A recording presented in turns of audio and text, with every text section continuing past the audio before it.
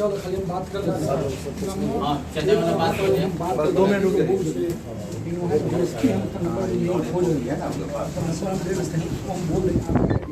मामले को sort out करने का डीएसपी, ठीक है, का निर्माण किया जाए या देखिए बनाया जाए विधानसभा हमारे बिहार में और देश में स्पष्ट रूप से जो विधानसभा है वहाँ पर संविधान का पूजा होना चाहिए। लोकतंत्र का वो मंदिर है, वहाँ सभी धर्मों के लोग मिलकर आते हैं और राज्य और देश के विकास की बात करते हैं।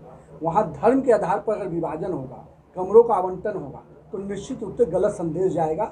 झारखंड में भी हमारे जो भी विधायक लोग हैं, सब लोगों ने इसी पर प्रतिकार किया कि ये परंपरा की शुरुआत नहीं होनी चाहिए और एक वोट बैंक की राजनीति के लिए, जाति विशेष को खुश करने के लिए संविधान और लोकतंत्र के जो महत्ता का जगह है उसका अपमान नहीं हो। लेकिन आप नेता ने तो मांग की थी, कहा कि अब हिंदुओं के लिए और जो अधिक संख्या वाले, इसीलिए बोले ना, गलत परंपरा का शुरुआत कीजिए तो सब के लिए बात करनी पड़ेगी। तो वहाँ पे चर्च भी होना चाहिए, तो वहाँ पे गुरुद्वारा भी होना चाहिए। क्या इस तरह से लोकतंत्र चलेगा? तो जो माननीय मुख्यमंत्री जी जो वहाँ पर हैं, हेमंत जी ने जिस गलत परंपरा की शुरुआत की है वोट बैंक की राजनीति का, उस पर भारतीय जनता पार्टी के नेताओं का कटाक्ष है। आप लोग विरोध करेंगे अगर भविष्य में इस तरह की ऐसे कोई चीज़ होने ही नहीं जा रही है तो आपको विरोध करने की क्या आवश्यकता है?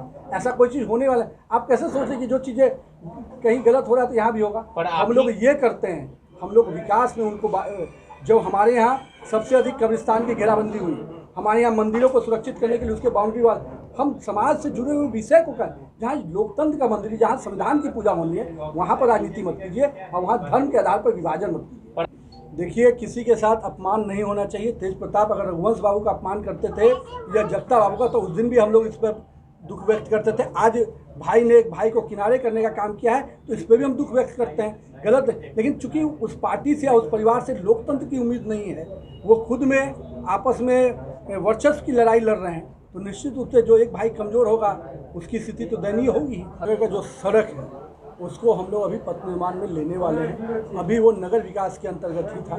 हम लोगों ने अभी जो 20 फीट से ऊपर की सड़कें हैं, चूँकि हेवी ट्रक का मूवमेंट वहाँ हो रहा है और जो भी सड़कें नगर निगम या नगर विकास से जो भी सड़कें बनती रही हैं, वो कहीं ना कहीं वो हेवी 12 चक्का और 20 चक्का की गाड़ियाँ जब आती हैं तो वो ध्वस्त हो जा रही है। तो अभी नगर निगम ने हम लोग को वो सड़कों को देने का काम शुरू किया है। तो हम लोग 20 फीट से जो ऊपर की सड़कें हैं उसको हम लोग लेने जा रहे हैं। तो ट्रांसपोर्ट नगर भी उसी में आता है। वहाँ पर अभी भी हाल में ड्रेन बना था जो, लेकिन बड़े ट्रकों के आवागमन से वो फिर ध्वस्त हो गया।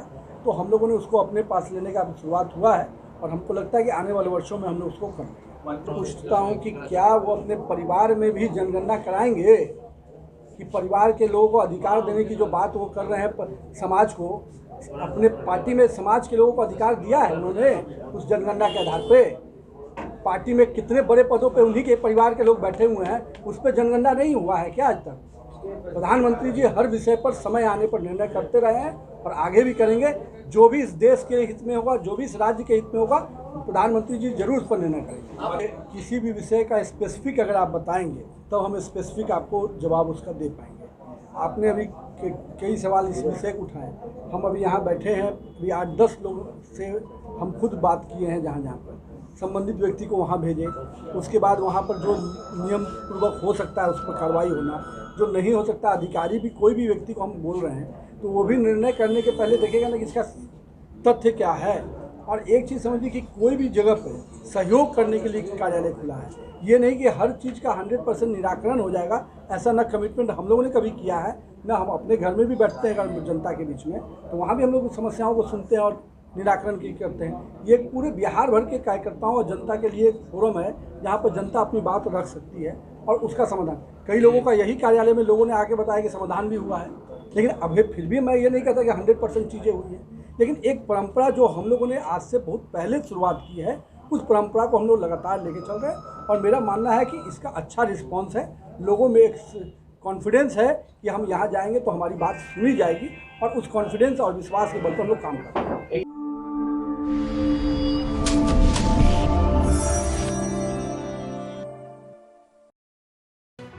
लेटेस्ट खबरों से जुड़े रहने के लिए हमारे चैनल नेशन भारत को सब्सक्राइब करें और बेल आइकन को दबाएं ताकि कोई खबर छूट न पाए।